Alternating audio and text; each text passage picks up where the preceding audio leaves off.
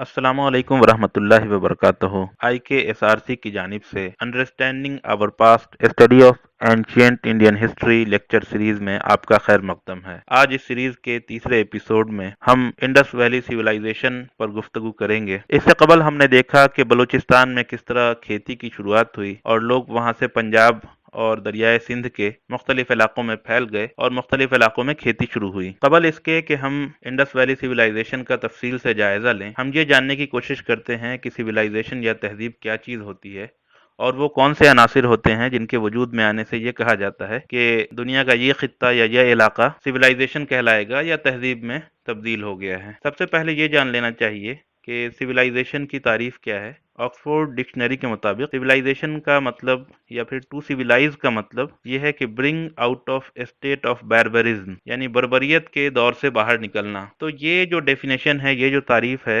ये काफी रेसिस्ट या नस्ल भेदी परिभाषा कह सकते हैं आप इसको। इसमें एक तस्वुर शामिल है कि जो लोग तरक्की करके शहरों में रहने लगे या सिविलाइजेशन में रहने लगे, वो बार्बरिज्म के फेज से बाहर निकल चुके हैं, वो मुहज्जब बन चुके हैं और दुनिया के बाकी लोग गैर मुहज्जब हैं। तो ये तारीफ दुरुस्त नहीं है। तो इसीलिए हम जब भी तहजीब की बात करते हैं तो आइडेंटिफिकेशन के पर्पज से तो ये सही है, लेकिन डिस्क्रिमिनेशन के पर्पज से ये सही नहीं है। हम ये नहीं कहेंगे कि जो लोग शहर में रहने लगे या जो लोग कुछ खास तरक्की के मनाजिल तय कर चुके हैं, वो दुनिया के बाकी लोगों से ज्यादा मुहज्जब और ज्यादा अच्छे इंसान हैं। बहरहाल हमको काफी मोहतात अंदाज में इस लफ्ज का इस्तेमाल करना है। इस लफ्ज का इस्तेमाल पहचानने के लिए तो दुरुस्त है, लेकिन डिस्क्रिमिनेशन करने के लिए दुरुस्त नहीं है। आइए हम देखते हैं कि आखिर कौन से अनासिर हैं जो किसी इलाके में पाए जाएं या किसी इंसानी आबादी में पाए जाएं तो हम कह सकते हैं कि ये इलाका अब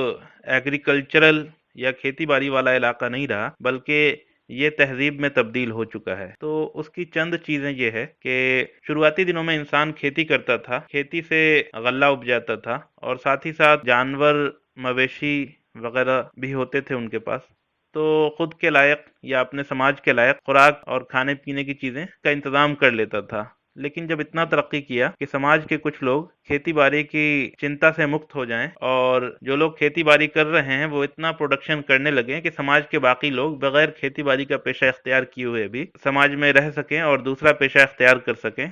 तो ये तहजीब की इब्तदा होती है यहाँ से। उसके बाद चंद ऐसे अनासिर हैं जिनको देखा जाता है, जैसे वहां पर लोगों ने कपड़े पहनने के लिए स्पिंडल एंड लूम का इस्तेमाल करना शुरू किया या नहीं, बर्तन बनाने के लिए पॉटर्स व्हील, धात का इस्तेमाल शुरू किया, ईंटों का इस्तेमाल शुरू किया, पत्थर काटने और तराशने सीख लिया और पहिए का इस्तेमाल शुरू हो गया, तजारत शुरू हो गई, एक रियासत वजूद में आ गई, बाज़ाब्ता टैक्स कलेक्शन और लिखने पढ़ने का रिवाज हो गया। तो ये तमाम चंद अनासिर है जिसके बिना पर कहा जाता है कि इंसान की ये आबादी, इंसान का ये इलाका, ये खित्ता अर्ज़ तहजीब में तब्दील हो चुका है। तो दुनिया में मुख्तलिफ तहजीब वजूद में आई, कुछ छोटी और कुछ बड़ी, लेकिन चंद अहम तहजीब जिनके बारे में हम जानने की कोशिश करेंगे। तो सबसे पुरानी तहजीब जिसको कहा जाता है वो मेसोपोटामिया की है। मेसोपोटामिया की तहजीब 3000 कब्ल मसीह से भी पहले इसकी शुरुआत हो चुकी थी।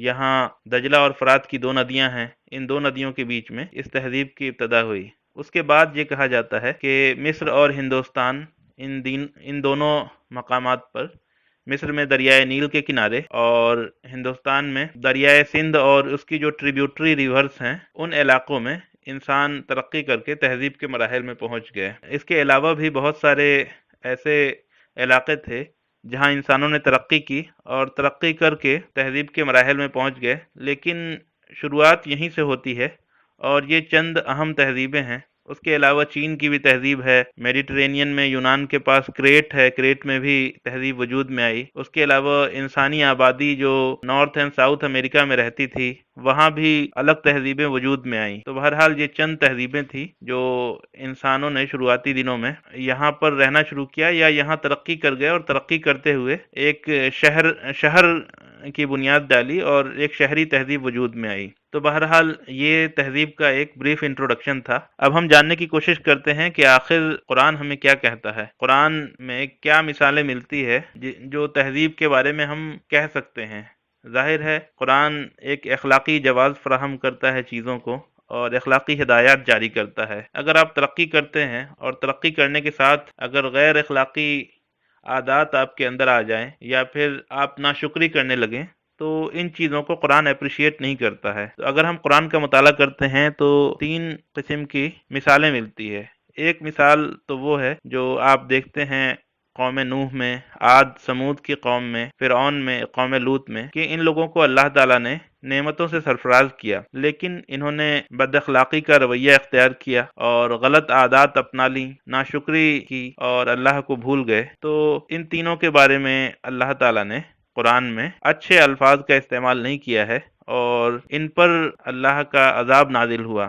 تو ہم یہ کہہ سکتے ہیں کہ اگر آپ ترقی کر جائیں تو وہاں پر شکر کا رویہ اختیار کرنا چاہیے، نہ کہ ناشکری کا۔ دوسری مثال بھی ملتی ہے جو یونس علیہ السلام کی قوم کی یا سبا کی قوم کی، کہ ان لوگوں نے شروع میں تو گمراہ تھے یہ لوگ، لیکن بعد میں ان لوگوں نے توبہ کیا اور نیکی کا راستہ اپنایا۔ اور تیسری مثال جو ملتی ہے کہ اللہ تعالیٰ نے کچھ لوگوں کو نعمتوں سے سرفراز کیا اور انہوں نے شکر کا رویہ اختیار کیا، تو جیسے داؤد علیہ السلام، سلیمان علیہ السلام وغیرہ کی مثال ملتی ہے۔ تو ہم کو یہ پتہ چلتا ہے کہ اصل چیز جو ہے یہ ہے کہ جب اللہ تعالیٰ آپ کو نعمتوں سے سرفراز کرے تو آپ کے اندر غرور اور تکبر نہ آ جائے، بلکہ آپ اللہ تعالیٰ کے شکر کا رویہ اپنائیں۔ بہرحال ہم واپس اپنے موضوع کی طرف آتے ہیں، وادی سندھ کی طرف چلتے ہیں۔ وادی سندھ کی جانب یہاں کی تہذیب کا مطالعہ کرنے سے قبل ہم یہ جان لیتے ہیں کہ یہاں کا جغرافیہ کیا ہے۔ سب سے اہم چیز جو یہاں پائی جاتی ہے وہ دریائے سندھ ہے۔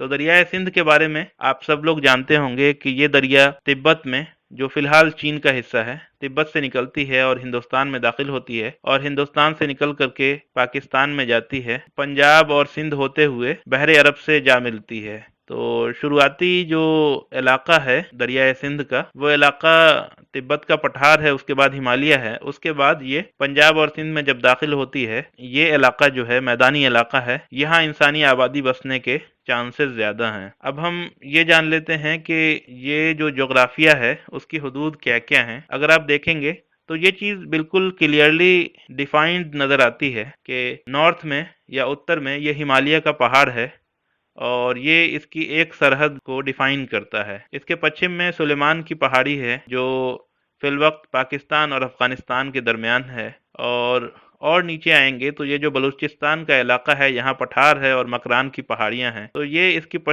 پشچمی سیما یا مغربی حدود ڈیفائن ہوتی ہے۔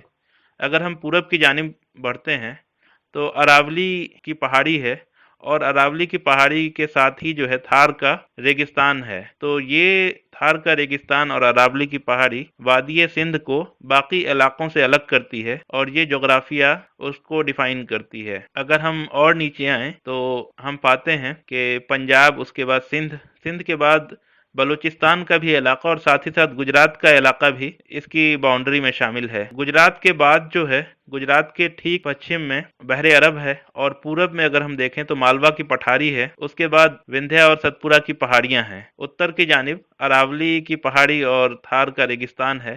تو ایک خاص علاقہ وجود میں آتا ہے جو دریائے سندھ اور اس کی ٹریبیوٹری ریورز ہیں ان کا علاقہ ہے۔ تو یہ ہو گئی چند باتیں جغرافیہ کی حدود کے تعلق سے۔ اب یہاں کے انوائرمنٹ پہ کچھ گفتگو کر لیتے ہیں۔ اگر ہم کمپیریزن کریں گنگا کے میدان سے انڈس کے پلین کی، تو گنگا کے میدان کے مقابلے میں بارش یہاں شروع سے کم ہوتی ہے۔ بارش کم ہونے کی وجہ سے یہاں کی زمین نرم ہے، فضا خشک ہے۔ آپ اگر تہذیبوں کا مطالعہ کریں گے تو یہ پائیں گے کہ دجلہ فرات بھی اور دریائے نیل بھی خشک علاقوں سے ہی گزرتی ہیں، اور تہذیب کی ابتدا جو ہوتی ہے اسی علاقوں سے ہوتی ہے۔ اس کی وجہ بھی صاف نظر آتی ہے کہ شروعاتی دنوں میں انسان کے پاس لوہے کے ہتھیار یا لوہے کے اوزار نہیں تھے، جس کی وجہ سے ایسی جگہ پر آباد ہو سکتا تھا جہاں پر پانی ہو، زمین نرم ہو، پتھر کافی زیادہ مقدار میں ہوں۔ اگر ہم گنگا کے میدان کی بات کریں تو شروعاتی دنوں میں بہت زیادہ بارش ہونے کی وجہ سے پورا علاقہ گھنے جنگلوں سے آباد تھا، اور یہاں پر انسان کو آباد ہونے کے لیے میدان تو تھا لیکن جنگل کو صاف کرنا بہت ضروری تھا، اور پتھر کے اوزار سے ان جنگلوں کو صاف کرنا آسان کام نہیں تھا، اور ساتھ ہی ساتھ یہ بہت بڑا میدان ہے تو آس پاس پتھر لانے کے لیے بھی کافی دور جانا پڑتا، تو جس کی وجہ سے یہ علاقہ آباد نہیں تھا۔ نیل کا علاقہ ہو یا دجلہ و فرات کا علاقہ ہو یا پھر سندھ کا علاقہ، یہاں کی زمین نرم ہے، ماحول خشک ہے، پیڑ پودے نسبتاً کم پائے جاتے ہیں۔ شروعاتی شہر بسانے کے لیے یہ تمام علاقے ایک اچھا انوائرمنٹ پیدا کرتے ہیں۔ اب ساتھ ہی ساتھ یہ بھی دیکھ لیتے ہیں کہ جو ندی بہہ رہی ہے وہ ندی سال میں ایک بار وافر مقدار میں پانی دیتی ہے، جس کی وجہ سے کھیتی بھی آسان ہو جاتی ہے۔ یہ چند باتیں تھی وادی سندھ کے جغرافیہ کے تعلق سے۔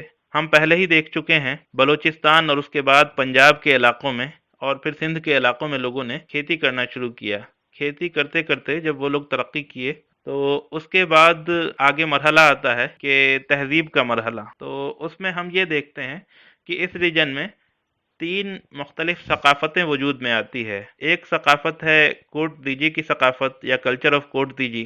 یہ جو علاقہ ہے وہ ویسٹرن پنجاب کا علاقہ ہے، نارتھ ویسٹ فرنٹائر کا علاقہ ہے، سندھ کا اتری علاقہ، شمالی سندھ کا علاقہ۔ دوسرا امری نال کلچر ہے۔ امری نال کلچر بیسیکلی ساحلی علاقوں پر مشتمل ہے۔ یہ بلوچستان سے لے کر کے گجرات تک کا ساحلی علاقہ ہے، یہ امری نال کلچر میں آتا ہے۔ اور تیسرا علاقہ سوتھی سیسوال کا ہے۔ یہ جو کلچر ہے بیسیکلی نارتھ راجستھان اور ایسٹرن پنجاب اور ہریانہ کہہ سکتے ہیں۔ تو یہ تینوں الگ الگ جو کلچر ہے، آخر 3 الگ الگ کلچر ڈیفائن کرنے کی وجہ کیا ہے؟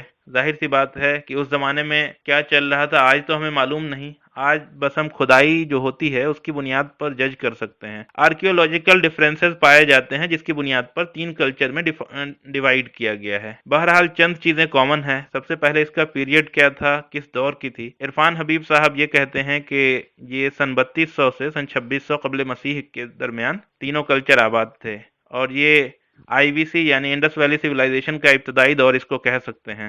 یہاں لوگوں نے بیل کو کھیتی کے لیے اور ٹرانسپورٹیشن کے لیے، سامان ڈھونے کے لیے استعمال کرنا شروع کیا۔ یہاں گیہوں، جو، کھجور، کپاس کی بھی کھیتی شروع ہو چکی تھی۔ آرکیولوجیکل ایویڈنس اس بات کے ملتے ہیں کہ یہاں روٹی بنانے کے لیے تندور، ٹیراکوٹا کی پوٹری اور بیل گاڑیاں اور کاٹن کی ورکنگ بھی وجود میں آ چکی تھی۔ اینٹ کا استعمال ہوتا تھا لیکن کچی اینٹ تھی۔ اس زمانے میں پکا کر اینٹ بنانے کا رواج نہیں تھا، یا پھر لوگوں نے سیکھا نہیں تھا۔ لوگوں کے مکان یا تو پتھروں کے بنے ہوتے تھے یا پھر مڈ کے یا پھر لکڑی یا پھر ایگریکلچر پروڈکٹ کے بنے ہوتے تھے۔ دھاتوں کا استعمال کرنا لوگ شروع کر چکے تھے یا سیکھ چکے تھے، اور تجارت بھی اسٹارٹ ہو چکی تھی۔ وادی سندھ میں تجارت مختلف ندیوں کے ذریعے سے یا بیل گاڑیوں کے ذریعے سے اسٹارٹ ہو چکی تھی۔ چھوٹے چھوٹے شہر وجود میں آنا شروع ہو چکے تھے، لیکن اس وقت لوگوں نے لکھنا نہیں سیکھا تھا۔ تو یہ 3 کلچر بالکل ابتدائی دور کے تھے۔ ظاہر ہے جب انسانوں نے ترقی کی، کھیتی باڑی کرنا شروع کیا، اس کے بعد پھر ضرورت سے زیادہ پروڈکٹ ہونے لگا، اور پھر اس کے بعد دھیرے دھیرے ترقی کرتے کرتے شہری تہذیب وجود میں آئی۔ جو عروج کا دور ہے انڈس ویلی سویلائزیشن کے، اس کے چند اہم مقامات اس کا ہم جائزہ لیتے ہیں۔ تو ہم دور قدیم سے ایک بار پھر دور جدید میں آتے ہیں۔ 3000 بی سی سے ایک بار پھر 20ویں صدی میں آتے ہیں۔ ہم دیکھتے ہیں کہ ان علاقوں کے بارے میں ہم کو پتہ کیسے چلا۔ تو 1920 یا اس سے قبل لوگوں کو ان تہذیبوں کا، ان شہروں کا، یہاں کی تاریخ کتنی پرانی ہے اس کا پتہ نہیں، لیکن انگریزوں کے دور میں جب مختلف مقامات پر کھدائی ہوئی تو 1920 کی دہائی میں ہڑپا، موہنجودڑو اور اس کے آس پاس کے علاقوں کا پتہ چلا۔ اس کے بعد کئی بار کھدائی ہوئی ہے۔ یہ جو تہذیب ہے وادی سندھ کی تہذیب، اس کی تاریخ کا، اس کے مختلف پہلوؤں کا اندازہ ہوا، اور یہاں کتنے بڑے شہر آباد تھے ان کے بارے میں ہم کو پتہ چلا۔ ایک بار پھر سے ہم دیکھتے ہیں کہ دریائے سندھ اور اس کے آس پاس جو آباد علاقے تھے اس میں اہم کون کون ہیں، آئی وی سی کے مین شہر کون کون سے ہیں۔ تو اس میں ہڑپا کا شہر پنجاب کے ساہیوال ڈسٹرکٹ میں ہے اور موجودہ پاکستان میں ہے، اور یہ راوی ندی کے کنارے آباد ہے۔ اس کے علاوہ موہنجودڑو کا جو شہر ہے سندھ کے لڑکانہ ضلع میں پڑتا ہے، دریائے سندھ کے ٹھیک پچھم میں آباد ہے۔ اس کے علاوہ چانو دارو کا شہر یہ بھی سندھ میں ہے۔ دھولا ویرا کا جو شہر ہے گجرات کے کچھ کی جو جھیل ہے، رین آف کچھ کے درمیان، یہ ایک جزیرے میں آباد ہے۔ اس کے علاوہ ایک شہر اور لوتھل ہے جو بھی گجرات میں ہے، اور کلی بنگن راجستھان میں ہے۔ راکھی گڑھی جو ہے وہ ہریانہ میں ہے، اور اس کے علاوہ بھی کئی سارے مقامات ایسے ہیں جن کا پتہ چلا ہے۔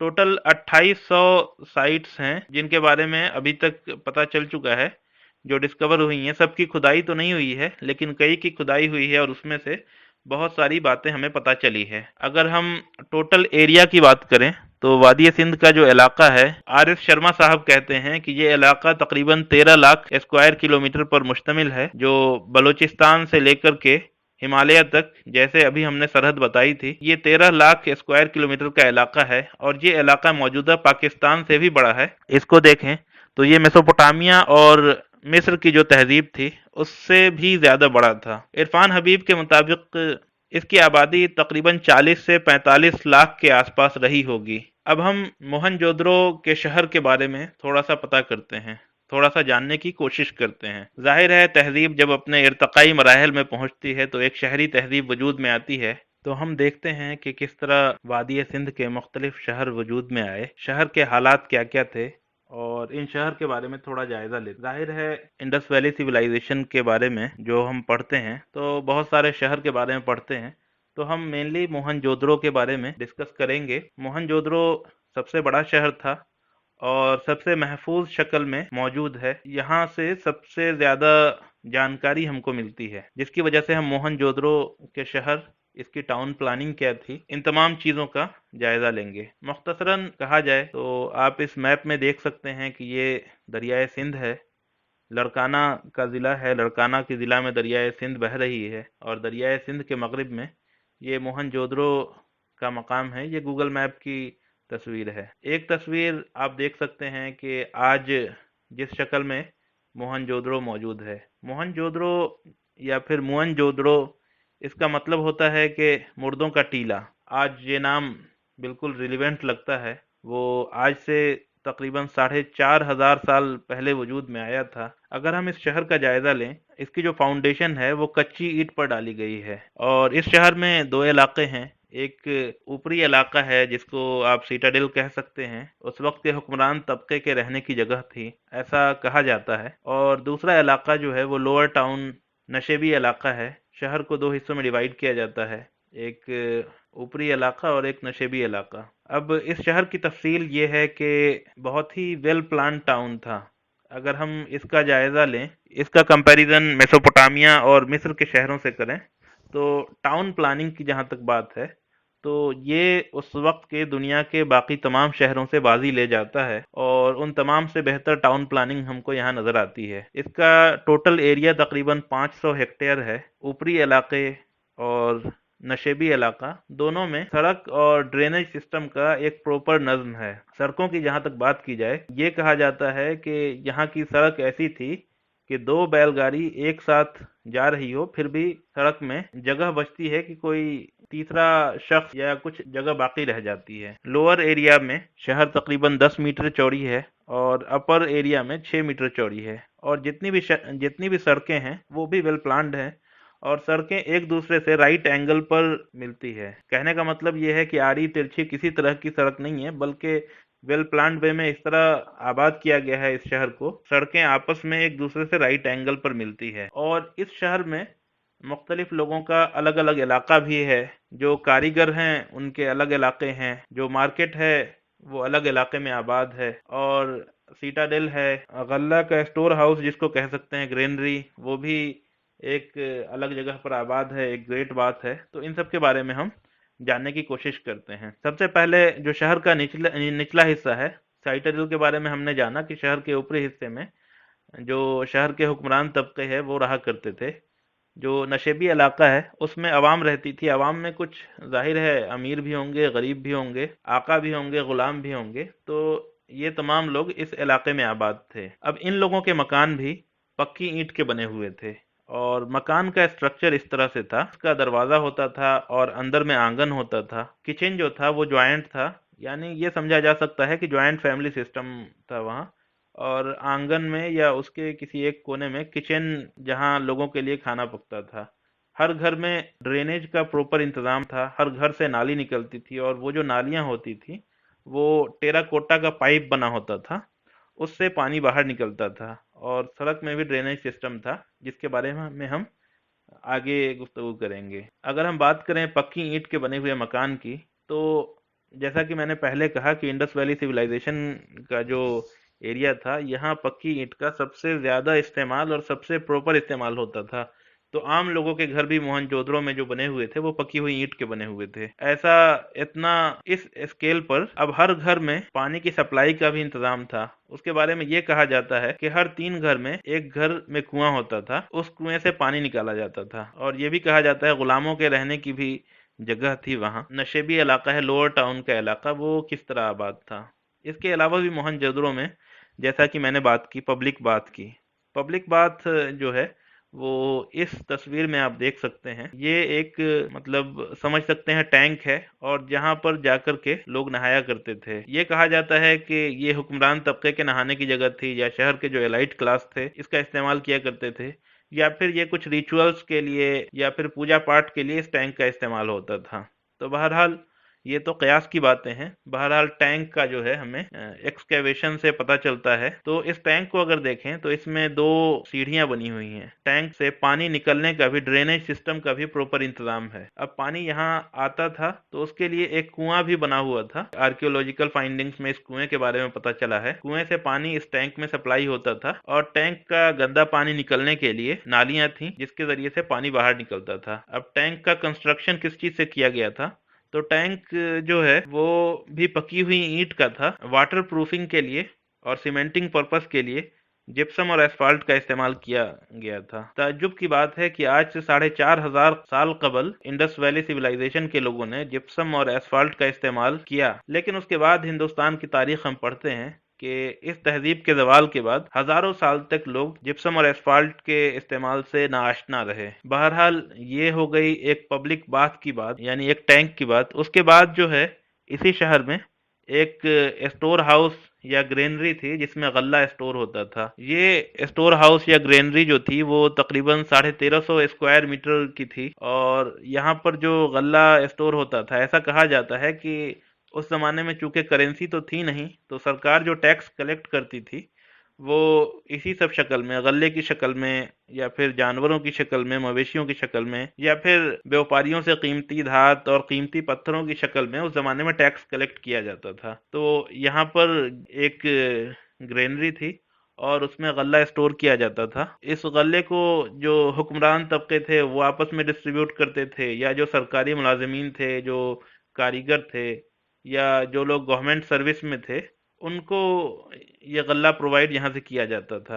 उसके अलावा भी गल्ला मार्केट से भी जो है ट्रेडिंग के जरिए भी आम लोगों तक पहुंचाया जाता था। इसी शहर में एक असेंबली हॉल भी था। ये तकरीबन 750 स्क्वायर मीटर में फैला हुआ था। इस असेंबली हॉल में ये कहा जाता है कि सरकार के अहम फैसले लिए जाते थे, या फिर कुछ रिलीजियस पर्पस या फिर किसी भी सोशल गैदरिंग के लिए ये असेंबली हॉल इस्तेमाल होता था। उसके अलावा बहुत सारे घर ऐसे थे जिनसे पता चलता है कि ये घर आलीशान थे। अब इस शहर की एक अहम खसूसियत जो है वो उस जमाने में कहीं नजर नहीं आती है, वो इस शहर का वाटर मैनेजमेंट। न सिर्फ इस शहर का बल्कि इंडस वैली सिविलाइजेशन के दूसरे शहरों के बारे में भी ये कहा जाता है कि यहाँ का वाटर मैनेजमेंट सिस्टम जो था वो कमाल का था। अगर हम देखें कि पानी कहाँ से आता था, उसके बाद पानी का इस्तेमाल किस तरह किया जाता था, और फिर पानी की निकासी का क्या जरिया था, तो आज भी अकल हैरत में पड़ जाती है कि उस वक्त लोग इतने तरक्की पर थे और उन्होंने किस तरह से वाटर मैनेजमेंट सिस्टम डेवलप किया। तो पानी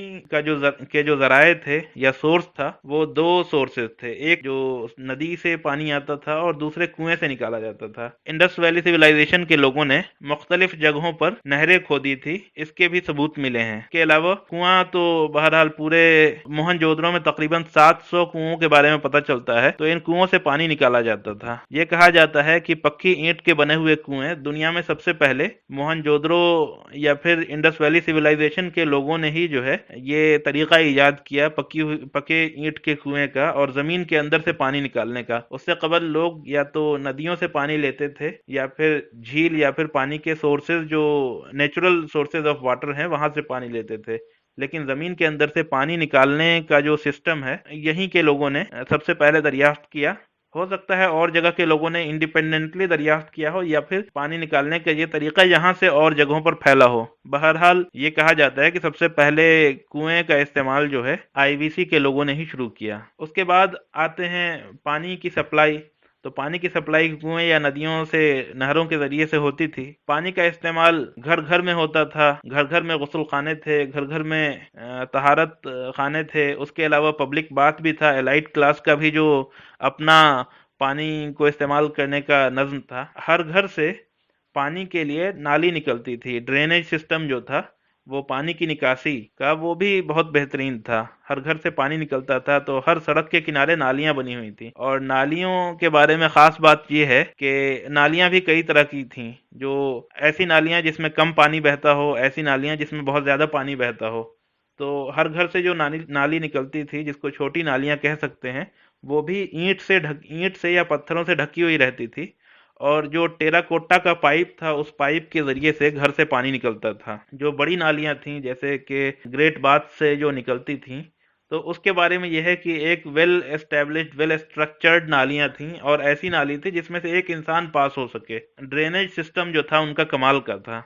उसके बाद ये पानी निकासी के बाद कहाँ जाता था, तो सोकपिट के टैंक में पानी जाकर के, पानी की निकासी सोकपिट टैंक में होती थी, और जाहिर सी बात है जमीन उसको सोख लेती थी। इरफान हबीब साहब का कहना है कि ऐसा होता रहा होगा कि बाज औकात ड्रेनेज सिस्टम जो है वो ओवरफ्लो हो जाता रहा होगा और पानी शहर में फैल जाता रहा होगा। लेकिन जाहिर है कि उस दौर में इतना कमाल का सिस्टम मिलना मुश्किल है, या फिर इस लेवल का सिस्टम जिसका तसव्वुर भी करते हैं तो अकल हैरत में पड़ जाती है। साथ ही साथ इससे ये भी अंदाजा मिलता है कि इस शहर के लोग सफाई पसंद थे, और यहाँ का एडमिनिस्ट्रेशन जो था वो इन चीजों को बारीकी से कंट्रोल करता था। और किसी को भी सड़क पर गंदगी फैलाने या फिर इंक्रोचमेंट या इलीगल एस्टेब्लिशमेंट की इजाजत नहीं थी। तो एक पावरफुल और कंट्रोल्ड स्टेट का भी तस्वुर यहीं से आता है। खैर, हमने टाउन प्लानिंग की तो बात की, तो यहाँ पर या तो हुक्मरान तबका रहता था, या फिर अहले सरवत, या फिर उनके आसपास के लोग वहां रहते थे। लेकिन पूरी सिविलाइजेशन का जायजा लें तो सिविलाइजेशन जो है उसका उरूज तो शहरों में नजर आता है, लेकिन उसकी फाउंडेशन शहरों में नहीं होती है। उसकी फाउंडेशन जो है वो एग्रीकल्चर में होती है। तो हम ये जानने की कोशिश करते हैं कि आखिर कौन सी ऐसी चीजें थी जिसकी बुनियाद पर यह तहजीब वजूद में आई। तो सबसे पहले हम एग्रीकल्चर की बात करते हैं। इससे कबल हमने पिछले एपिसोड में भी और इस लेक्चर की शुरुआत में भी ये बात की थी कि एग्रीकल्चर सरप्लस होता है तभी कोई तहजीब वजूद में आ सकती है। तो उसके क्या क्या अनासिर हो सकते हैं। शुरुआती दिनों में इंसानों ने जब खेती करना शुरू किया तो उस वक्त उसके पास पत्थर के औजार थे और लकड़ियां थीं, उसी की बुनियाद पर खेती करता था। कुछ दिनों बाद इंसानों ने बैल का इस्तेमाल सीखा, तो बैल से कई काम लेता था। बैल के साथ हल लगा करके खेत जोतने का काम करता था, और साथ ही साथ बैलगाड़ियों का भी इस्तेमाल होने लगा। ये एक रिवॉल्यूशन की मानिंद था। कोई इंसान सिर्फ पत्थर और लकड़ियों के जरिए से खेती करता है तो वो इतना सफिशिएंट अमाउंट में पैदा नहीं कर सकता कि पूरी इंसानी आबादी उसको खा भी सके, और कुछ लोग ऐसे फारिग रहें जो दूसरी एक्टिविटीज में अपने आप को लगा सकें। लेकिन जब बैल का इस्तेमाल शुरू हुआ तो प्रोडक्शन, एग्रीकल्चरल प्रोडक्शन जो था वो काफी बढ़ गया। जैसा कि हम देख चुके हैं कि कैनाल और कुओं के जरिए से भी खेतों में पानी सप्लाई होने लगा। जाहिर सी बात है, नदी के आसपास पानी सप्लाई आसान है, लेकिन नदी से दूर का जो इलाका है वहां पानी जब तक नहीं पहुंचेगा तो खेती कैसे होगी। तो उसके लिए इन लोगों ने कैनाल या फिर नहरें और साथ ही साथ कुएं। तो इससे क्या हो गया कि बहुत बड़ा एरिया बैल की मदद से भी और इरिगेशन की मदद से भी, एक बड़ा एरिया जो है वो उस पे खेती होना शुरू हो गई। अब शुरुआती दिनों में साल में सिर्फ एक खेती होती थी, क्योंकि सिर्फ नदी के किनारे जो थे इलाके, सिर्फ उसमें खेती होती थी। अब कुओं की मदद से और प्रॉपर इरिगेशन की मदद से नदी से थोड़ा दूर के इलाकों में भी खेती होनी शुरू हो गई। एक इंसान बैल और हल की मदद से बड़े इलाके में खेती करने में कामयाब हुआ। साल में कई इलाके ऐसे हुए जहां पर दो फसल होने लगी, रबी और खरीफ की। अब हम देखते हैं कि कौन कौन से अहम फसलें थी लोग उगाते थे। तो हम देखते हैं गेहूं, जौ, चना, सरसों, ज्वार, बाजरा, इन सब का इस्तेमाल लोग खाने में करते थे। उसके अलावा उस जमाने में कपास की खेती भी शुरू हो गई थी, और लोग कपड़ों का भी इस्तेमाल सीख चुके थे। उस जमाने में चावल की खेती शुरू नहीं हुई थी, या फिर ये कहा जा सकता है कि बहुत कम जगहों पर चावल का इस्तेमाल हुआ था। और इख्तलाफ इसमें भी है कि ये चावल जो है उगाए हुए हैं या जंगली चावल हैं। जाहिर सी बात है कि चावल तो शुरू से रहा होगा, लेकिन लोगों ने उसका इस्तेमाल सीखा या नहीं सीखा, तो इसमें इख्तलाफ है। बहरहाल चावल का इस्तेमाल कसरत से नहीं मिलता है, न सिर्फ हिंदुस्तान में बल्कि बल्कि मेसोपोटामिया या दरियाए नील के इलाके में भी उस दौर में चावल का इस्तेमाल शुरू नहीं हुआ था और इंसानों ने उस वक्त चावल खाना शुरू नहीं किया था। उसके अलावा फलों में खजूर, अंगूर, बेर, खरबूज इन सब का भी इस्तेमाल शुरू हो चुका था। अब खेती के बाद जो दूसरा जो अहम बेसिक जुज है वो मवेशी हैं। जाहिर है कि इंसान एग्रीकल्चरल और पास्टोरल जिंदगी से तहजीब की शुरुआत हुई, तो हम देखते हैं कि सबसे कारामद जो जानवर था वो शुरू के दिनों में, स्पेशली इंडस वैली सिविलाइजेशन की बात की जाए तो गाय और बैल कह सकते हैं। गाय का इस्तेमाल दूध के लिए और बैल का इस्तेमाल आप जानते हैं कि बैलगाड़ियों में या फिर हल जोतने में होता था और इनके गोश्त भी खाए जाते थे। उसके अलावा भेड़ बकरियों का इस्तेमाल गोश्त के लिए और साथ ही साथ ऊन के लिए भी होता था। ये भी कहा जा सकता है कि इन तमाम जानवरों के चमड़े का इस्तेमाल लोग लिबास के लिए भी करते थे। उसके अलावा भी जो आर्कियोलॉजिकल फाइंडिंग्स से पता चला है वो भैंस के बारे में पता चलता है, ऊंट के बारे में पता चलता है, सूअर के बारे में भी पता चलता है। लेकिन इन जानवरों का इस्तेमाल मवेशी और भेड़ बकरियों के मुकाबले में काफी कम था और जानवरों को न सिर्फ डोमेस्टिकेट किया जाता था, पोसा जाता था, बल्कि शिकार का भी पता चलता है। शिकार के कई मकासद हो सकते हैं। एक तो यह है कि शिकार खाने के लिए इस्तेमाल हो रहा हो, दूसरी चीज जंगली जानवरों से अपने महफूज के लिए इंसान जो है उन जानवरों को का शिकार करता हो या फिर उनके हमले से महफूज रहने के लिए उन जानवरों को मारने सीखा हो इंसानों ने। ये तमाम चीजें प्रोटेक्शन के पर्पज से भी हो सकती है। हाथियों का शिकार हाथी दांत के लिए हो सकता है। लेकिन एक चीज देखने को मिलती है कि उस दौर में घोड़े का तस्वुर नहीं था। बैल, गाय, भैंस इन सब के बारे में तो पता चलता है, लेकिन घोड़े के बारे में नहीं पता चलता है। मछली के बारे में भी है कि वहाँ के लोग मछली खाते थे। तो ये सब चीज बेसिक लिविंग की बात है कि एग्रीकल्चर एंड सब्सिस्टेंस की बात है। अब हम आगे चलते हैं कि जब एग्रीकल्चर से बहुत ज्यादा प्रोडक्शन होने लगा तो कुछ लोग ऐसे भी हो सकते हैं जो अपने आप को दूसरी एक्टिविटीज में इन्वॉल्व करें, दूसरा पेशा इख्तियार करें और आपस में चीजों का तबादला हो। ये खेती करने वाले को अपनी सर्विसेज दें और उसके बदले में उनसे जो है वो गल्ला और जानवर खरीदें। तो अब हम देखते हैं कि जो कारीगरी या क्राफ्ट प्रोडक्शन क्या था। तो ये जो इंडस वैली सिविलाइजेशन है वो चैल्कोलिथिक या फिर आप कह सकते हैं कि ताम्र पाषाण युग या कांस्य पाषाण युग, तो लोग धात का इस्तेमाल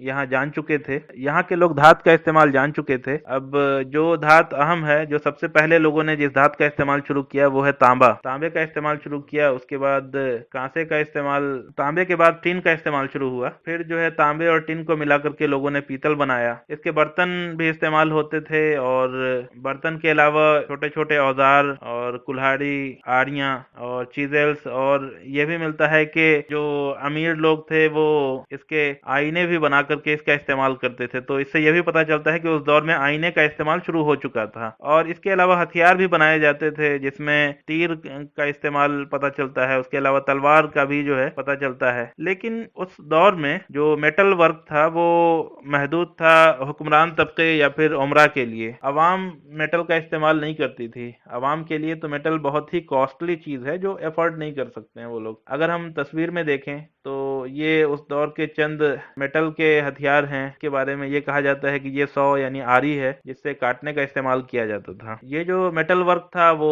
सारे लोग नहीं करते थे क्योंकि मेटल जो है उसकी माइंस कुछ महदूद इलाकों में होती है, वहां से मिनरल सप्लाई होते हैं, फिर उसका जो है कि मोल्डिंग करके उसका इस्तेमाल जो है बहुत ही प्लान्ड वे में किया जा सकता है। तो आम लोग मेटल के इस्तेमाल से दूर थे। लेकिन आम लोगों के बीच में जो चीज पॉपुलर थी वो थी क्ले वर्क यानी कि मट्टी का इस्तेमाल। तो मट्टी का इस्तेमाल जो है वो किस तरह था, तो मट्टी के सबसे पहले बर्तन बनाए जाते थे। बर्तन आम लोग जो है मट्टी के बर्तन ही इस्तेमाल करते थे। उसके अलावा मट्टी का जो काम था उसमें ईंट बनाने का काम बहुत ज्यादा मशहूर था। दोनों तरह की ईंट बनती थी, कच्ची और पक्की दोनों ईंट। कच्ची ईंट आवाम इस्तेमाल करती थी, लेकिन मोहनजोदड़ो के शहर की बात की जाए तो एक बहुत बड़ा शहर है और पक्की ईंट से बना हुआ शहर है। तो इससे ये अंदाजा किया जा सकता है कि पक्की ईंट बनाने का काम किस स्तर पर हो रहा होगा। इसके कारखाने जो बड़े बड़े शहर हैं उसके आसपास के इलाकों में ही ये कारखाने रहे होंगे। उसके अलावा जो खिलौने, छोटी छोटी मूर्तियां और टेराकोटा के पाइप, ये सब जो है मट्टी के बने होते थे। उसके बाद हम देखते हैं कि लकड़ियों का इस्तेमाल भी बहुत अहम है। लकड़ियों के मामले में सबसे पहली चीज तो ये जान लीजिए कि लकड़ी हर जगह दस्तयाब है, उसको मेटल की तरह कामयाब नहीं है, बल्कि जहां जहां भी दरख्त हैं उनको काट करके लोग इस्तेमाल कर सकते हैं। तो लकड़ियों का इस्तेमाल शुरू से ही आग जलाने में होता है, खाना बनाने में होता है। उसके अलावा जो क्राफ्टिंग के पर्पस में अगर देखा जाए, इसके फर्नीचर्स बनते हैं। दो चीजें उस दौर के लिए काफी अहम है। सबसे पहली चीज तो बैलगाड़ी। बैलगाड़ी का इस्तेमाल जो है ट्रांसपोर्टेशन के लिए शुरू हो चुका था। बैलगाड़ियां लकड़ियों की बनती थी और बैलगाड़ी के पहिए भी बाद में लकड़ियों के ही बनने लगे। बैलगाड़ियों के अलावा नाव के बारे में पता चलता है। नाव का इस्तेमाल एक जगह से दूसरी जगह नदियों या फिर समुद्र के रास्ते से जाने में होता था। तो ये सब लकड़ियों के बने होते थे। लकड़ियों के उसके अलावा जितने टूल्स हुए, औजार वगैरह हुए, उनकी जो हैंडल्स होती थी वो भी लकड़ियों की बनी होती थी। तो लकड़ी का इस्तेमाल दोनों सतह पर होता था, आवाम की सतह पर भी, हुक्मरानों की सतह पर भी। जाहिर सी बात है कि नाव और बैलगाड़ी का इस्तेमाल कम्युनिकेशन के लिए किया जाता है। जो रेवेन्यू कलेक्शन है उस दौर में, जो गल्ले एक जगह से दूसरी जगह जा रहे हैं या फिर कोई भी चीज एक जगह से दूसरी जगह जा रही है, वो या तो बैलगाड़ियों के जरिए जाएगी या फिर नाव के जरिए। लकड़ियों का इस्तेमाल भी जो है वो मैन्युफैक्चरिंग के लिए आम था। उसके अलावा हमको कॉटन का भी पता चलता है कि कहा जाता है कि दुनिया में कॉटन का जो इस्तेमाल है वो इंडस वैली सिविलाइजेशन के इलाके में या फिर जॉर्डन के इलाके में, इसी दो जगहों पर शुरू हुआ। दुनिया को आईवीसी की एक देन ये भी है कि कॉटन का इस्तेमाल, तो इससे कपड़े बनते थे। लेकिन चूंकि कॉटन कम मिकदार में दस्तयाब था, तो ये कहा जाता है कि जो आवाम है वो उतना ज्यादा कॉटन का नहीं करती थी। उसके अलावा जो पत्थर के औजार और हथियार वो भी इस्तेमाल होते थे। तो स्टोन भी क्राफ्ट मैन्युफैक्चरिंग का एक बहुत अहम एलिमेंट था। पत्थर का इस्तेमाल जो होता था, जितने भी कटिंग टूल और ब्रेकिंग टूल थे वो ज्यादातर पत्थर के बने होते थे, और पत्थर का इस्तेमाल कंस्ट्रक्शन पर्पस में भी होता था। पक्की ईंट के तो मकान बनते ही थे और बाज़ जगहों पर पत्थर के भी मकान मिलते हैं। क्योंकि उस वक्त धात काफी महंगी चीज थी, तो आमतौर पर काटने के लिए या फिर हथौड़े या फिर कोई भी चीज तोड़ने पत्थर के ही औजार होते थे। पत्थर के औजार बनाने के कारखाने भी थे और नाव के जरिए से पत्थर के औजार एक जगह से दूसरी जगह सप्लाई भी किए जाते थे। उसके अलावा लग्जरी गुड का भी प्रोडक्शन था।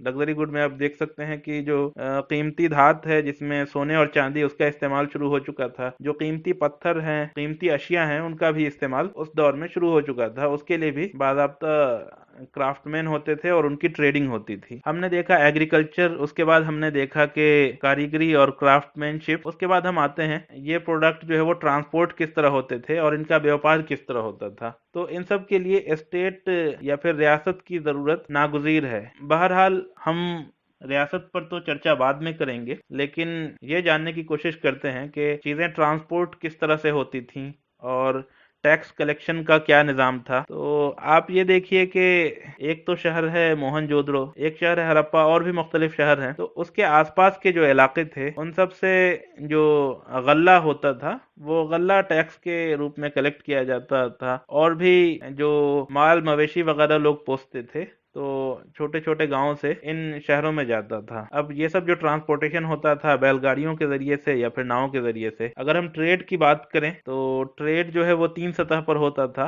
लेकिन ट्रेड से पहले हम करेंसी की चर्चा जरूरी समझते हैं कि आखिर ट्रेड किस चीज में होता था। उस दौर में सिक्के का चलन तो नहीं था। हमने पिछले लेक्चर में बार्टर सिस्टम की बात की थी, लेकिन बार्टर सिस्टम के भी कई रूप हो सकते हैं। जाहिर है कि जो बड़े बड़े व्यापारी होंगे वो बार्टर सिस्टम से खुश नहीं होंगे, क्योंकि बार्टर सिस्टम से आम इंसान चीजों या अशिया का तबादला तो कर सकता है, लेकिन जो सरप्लस जिसके पास हो जाए वो स्टोर करना चाहे, तो वो जो बार्टर सिस्टम की प्राइमरी शक्ल थी उसमें वो चीजें मुमकिन नहीं है। तो ये कहा जाता है कि बार्टर सिस्टम का एडवांस वर्जन कह सकते हैं वो वजूद में आ चुका था। उसमें अलग अलग लेवल पे अलग अलग चीजें थी। बड़े बड़े व्यापारी जो कीमती धात, कीमती पत्थर का इस्तेमाल करते थे चीजें एक्सचेंज करने में। बहरहाल हम ट्रेड पे आते हैं। तो ट्रेड तीन सतह पर होता था। एक तो लोकल ट्रेड है, दूसरे इंट्रा इंडस ट्रेड है, और तीसरा आलमी तजारत, इंटरनेशनल ट्रेड। लोकल ट्रेड किस तरह होता था, तो आप ये देखिए जो एग्रीकल्चरल प्रोडक्ट हैं, जो पॉटरी के सामान हैं, बर्तन, मट्टी के बर्तन वगैरह या ईंट वगैरह, वो सब लोकली ट्रेड होती थी। जाहिर है हड़प्पा में कोई ईंट बना करके मोहनजोदड़ो में भेजना अक्लमंदी की बात नहीं है, क्योंकि मट्टी वगैरह इसी इलाके में दस्तयाब है, यहीं पे ईंट बना करके यहीं सप्लाई की जा सकती है। गैर जरूरी तौर पर इतनी दूर से क्यों मंगाया जाएगा? तो लोकल ट्रेड जो होता था उसमें बेसिक प्रोडक्ट जो है वो एग्रीकल्चर प्रोडक्ट, जैसे गेहूं, जौ वगैरह, माल मवेशी वगैरह, तो ये सब चीजें जो है वो लोकली सप्लाई की जाती थी। ये सब चीजें मेनली बैलगाड़ी से सप्लाई की जाती थी और बाज़ औक़ात नाव के रास्ते से भी सप्लाई की जाती थी। उसके अलावा इंट्रा इंडस ट्रेड की बात है, तो इंट्रा इंडस ट्रेड में क्या है कि एक शहर से दूसरे शहर चीजों का तबादला, ये बेसिकली नाव के जरिए ही किया जाता था। ट्रेड होता था या व्यापार होता था, ये मेनली धात वगैरह का व्यापार या फिर औजार वगैरह का, जो आम तौर पर हर जगह नहीं बनता था। जाहिर है आप तसव्वुर करें कि एग्रीकल्चर प्रोडक्ट एक जगह से दूसरी जगह ट्रांसफर करना कितना कॉस्टली है, क्योंकि नाव छोटी छोटी है, बैलगाड़ियां छोटी छोटी हैं। अब उन बैलगाड़ियों पर एक आदमी महीनों की मुसाफत तय करके एक जगह से दूसरी जगह ले जाता है, तो वो फायदे का सौदा नहीं होगा। और इंसानी आबादी वहीं पर बसती थी जहां पर खेती हो सकती थी। ये इंट्रा इंडस ट्रेड में ईंट या फिर खेती के एग्रीकल्चरल प्रोडक्ट, ये सब चीजें जो है वो इंट्रा इंडस ट्रेड में एक शहर से दूसरे शहर नहीं जाती थी। अगर ऐसे ही तबादला करना होता था तो कारीगर ही भेज दिए जाते थे और वहाँ कारीगर जो है वो चीजें बना लेते थे। लेकिन इंट्रा इंडस ट्रेड बेसिकली नदियों के जरिए से या फिर समुद्र के जरिए से, आप कह सकते हैं कि लोथल और धोलावीरा का इलाका है, यहाँ से नदियों के जरिए से हड़प्पा और दूसरे शहरों तक नावों के जरिए से अशिया का तबादला होता था। उसके अलावा इंटरनेशनल ट्रेड का भी तज़किरा मिलता है। इंटरनेशनल ट्रेड किस तरह हो सकता है? तो इंटरनेशनल ट्रेड का मतलब ये है कि इंडस वैली सिविलाइजेशन का जो रीजन है उससे बाहर के इलाके हैं, यहाँ से तिजारत की जाए। उसमें कई इलाके हैं। सबसे पहला इलाका तो ये इलाका है जो ट्रांस हिंदू कुश रीजन जिसको कह सकते हैं, हिंदू कुश क्रॉस करने के बाद अफगानिस्तान का, तुर्किस्तान वगैरह का जो इलाका है, यहाँ से कीमती अशिया का तबादला होता था। तो इसके बारे में ये कहा जाता है कि इन इलाकों से चीजें ऊंट पर आती जाती थी, ऊंट पर लाद कर आती जाती थी। ऊंट जो मिलते हैं इंडस वैली सिविलाइजेशन के रीजन में, इन इलाकों में ऊंट के जो अवशेष मिले हैं वो अवशेष यही बैक्टीरियन ऊंट के मिले हैं जो ट्रांसपोर्टेशन के लिए इस्तेमाल होते थे। कौन कौन सी चीज की तजारत होती थी? तो जाहिर है कि कीमती अशिया, कीमती धात वगैरह जो है एक शहर से दूसरे शहर जाती थी। बेसिक एग्रीकल्चर प्रोडक्ट काफी कॉस्टली हो जाती, तो जिसकी वजह से उसकी तजारत इंटरनेशनल ट्रेड नहीं होता था। दूसरा जो अहम रूट था तजारत का, वादी सिंध से लेकर के मेसोपोटामिया का जो रास्ता था, ये बहुत अहम रास्ता है। इसमें अलग अलग इलाके हैं। अगर हम यहाँ से चलते हैं तो आप देखिए ये ईरान का नीचे का इलाका है, बलोचिस्तान, और बलोचिस्तान के बाद ये एलम का इलाका है। एलम के इलाके से तजारत होती थी या नहीं होती थी, इस बारे में इख्तलाफ है। लेकिन ये जो ओमान का इलाका है उसको मगान कहा जाता था उस जमाने में, और बहरैन और कतर वगैरह से लेकर के कुवैत तक का जो इलाका था उसको दिलमुन कहा जाता था।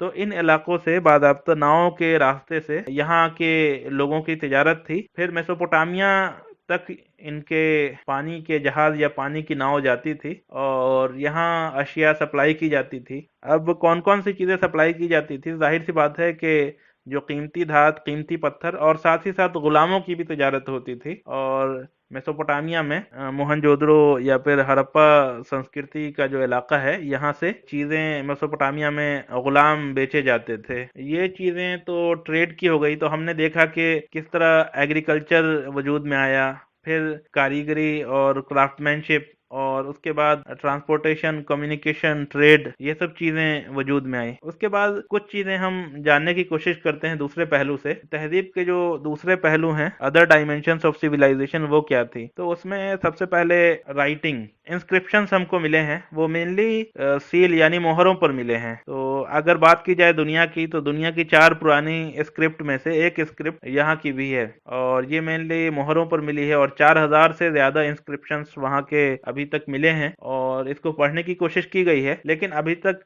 इसको पढ़ने में माहिरीन नाकाम रहे हैं या फिर कुछ लोगों ने कोशिशें भी की है, तो अभी तक इस पर इत्तफाक राय कायम नहीं हो सका है। लेकिन चंद चीजें जो गौर करने की है, जो माहिरीन ने बताई है, वो ये है कि यहाँ की जो लिपि थी, यहाँ की जो स्क्रिप्ट थी, वो दाएं से बाएं जानिब लिखी जाती थी। अगर हिंदुस्तान की अभी मौजूदा जबानों की बात की जाए, अक्सरियत जो जबान है वो बाएं से दाएं लिखी जाती है, जो मेनली संस्कृत या फिर ब्राह्मी लिपि है, ब्राह्मी लिपि से डेवलप हुई है चीजें। लेकिन जो इंडस वैली सिविलाइजेशन की जो जबान थी, स्क्रिप्ट थी, वो दाएं से बाएं लिखी जाती थी। तो उससे यह भी पता चलता है कि इंडस वैली सिविलाइजेशन की स्क्रिप्ट से अभी की स्क्रिप्ट का कोई कनेक्शन नहीं है। साथ ही साथ ये भी कहा जाता है कि ये प्रोटो एलामाइट या फिर ड्रेविडियन जो जबान है, उससे इनकी जबान करीब थी। तो इस पर भी अक्सर माहिरीन ये बात कहते हैं, लेकिन इस पर लोग मुत्तफिक नहीं हैं। दाएं से बाएं लिखने पर तो लोगों का इत्तफाक है, लेकिन ये कि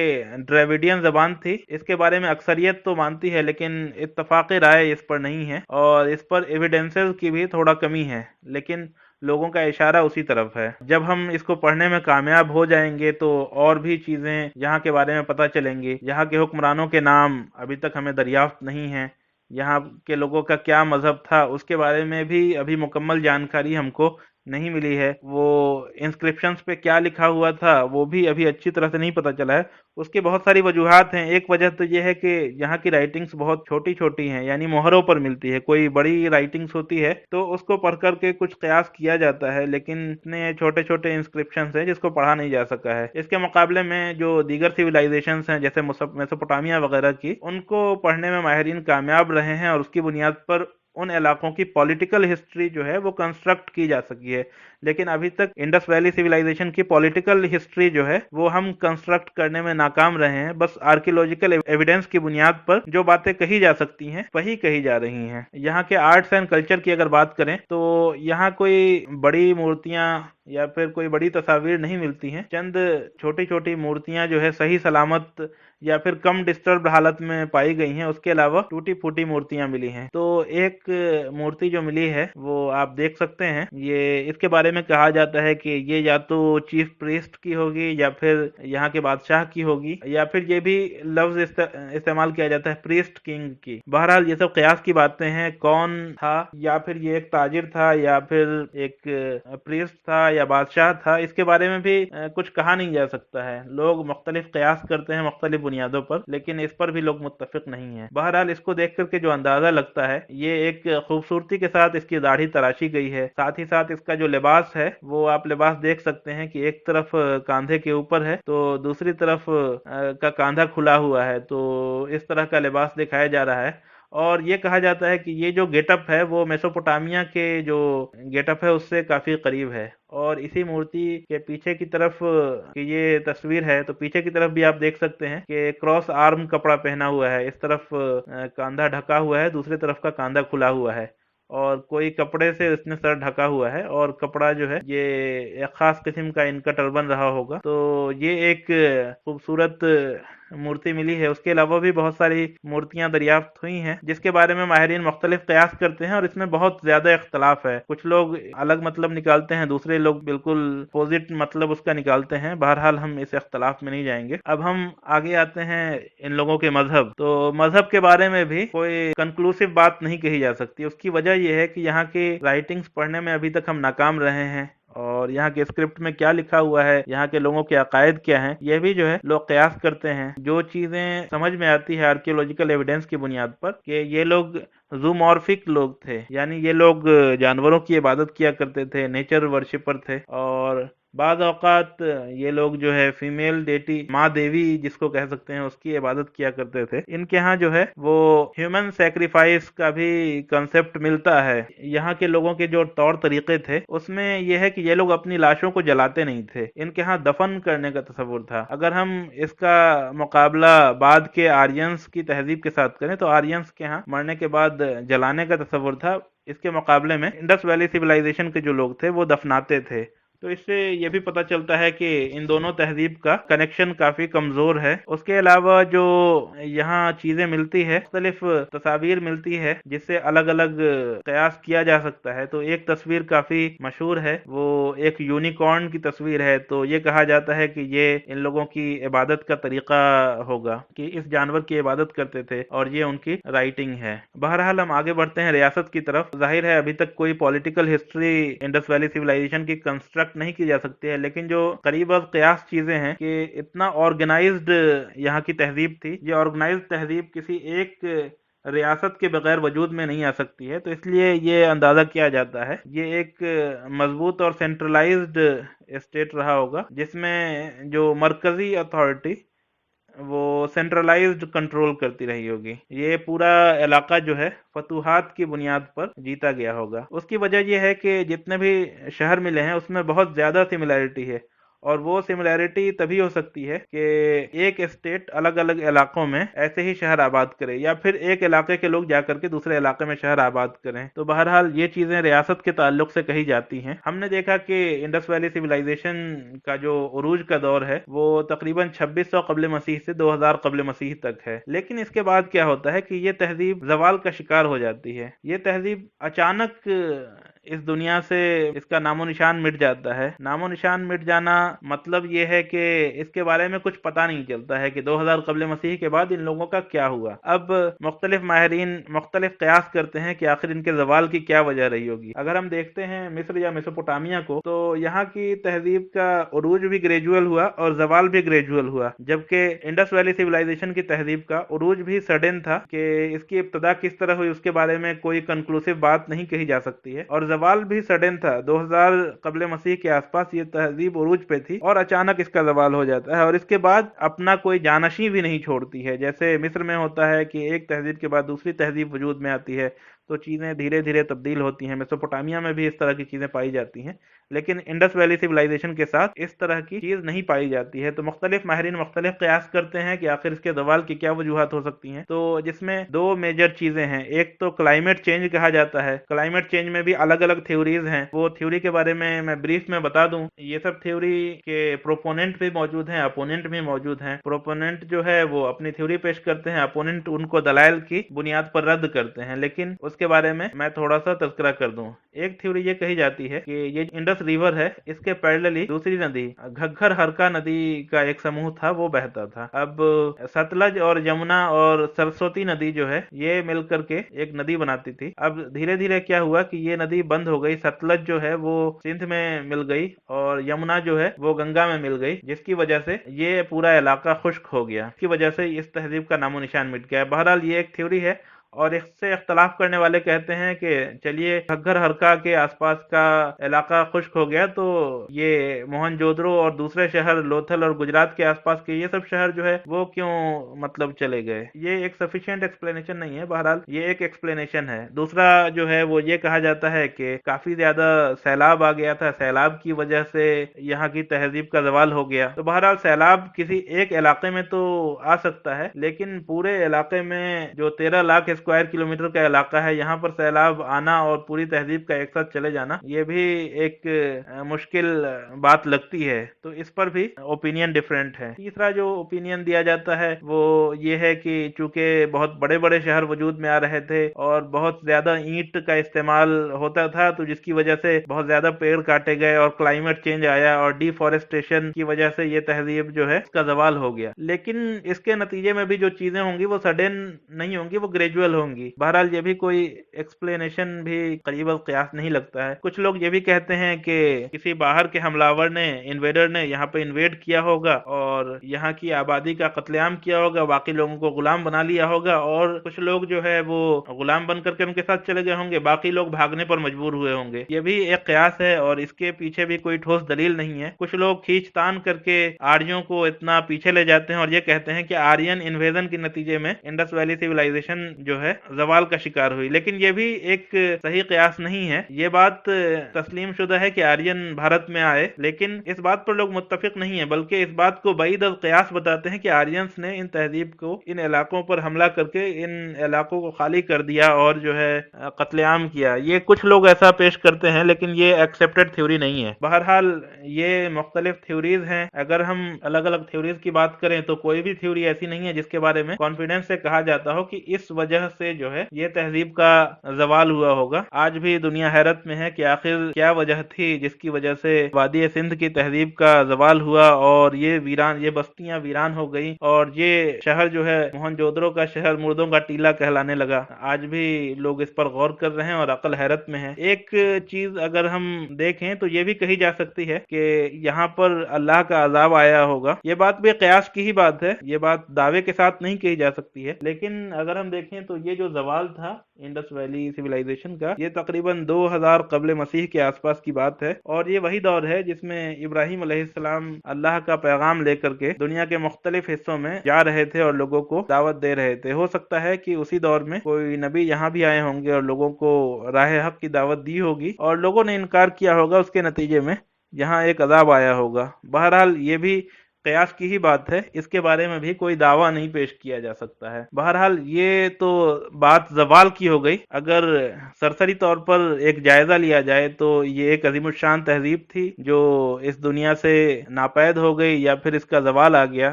اس کی اپنی ایک الگ لیگیسی ہے۔ انہوں نے اینٹ کی اینٹ کا مکان بنایا، ایک بہترین ڈرینیج سسٹم دیا، کنوؤں کی دین ان کی ہی ہے، ایک عظیم الشان تہذیب کھڑی کی۔ انہوں نے لکھنا سیکھا اور انہوں نے عالمی تجارت میں حصہ لیا، ایک حکومت قائم کی۔ تو یہ سب ان کے پازیٹیو پارٹ ہیں۔ ساتھ ہی ساتھ ان کے ہاں غلامی کا بھی تصور تھا اور انٹرنیشنل ایکسپورٹ غلامی کا تھا، تو یہ ایک ان کا جو ہے نیگیٹو سائیڈ پتہ چلتا ہے۔ بہرحال یہ تہذیب زوال کا شکار ہو گئی اور اس کے بعد ہندوستان میں ایک دوسری تہذیب جو ہے اس نے جنم لیا۔ باہر سے کچھ لوگ یہاں آئے جن کو آرج کہا جاتا ہے اور انہوں نے ہندوستان میں ایک نئی شروعات کی۔ انشاءاللہ اگلے لیکچر میں ہم اسی کی بات کریں گے کہ آخر اس وادی سندھ کی تہذیب کے زوال کے تقریباً 1500 سال بعد دوبارہ ہندوستان میں کس طرح تہذیب کی شروعات ہوئی، کس طرح اربن سویلائزیشن جو ہے کی شروعات ہوئی، کس طرح سندھ سے گنگا کی طرف سویلائزیشن شفٹ ہوئی، گنگا میں کس طرح گنگا کے علاقے میں کس طرح شہر وجود میں آئے۔ تو انشاءاللہ ان تمام چیزوں پر اگلے لیکچر میں ہم ڈسکس کریں گے۔ ان لیکچرز کی پریپریشن کے لیے ان ریفرنسز کا استعمال کیا گیا ہے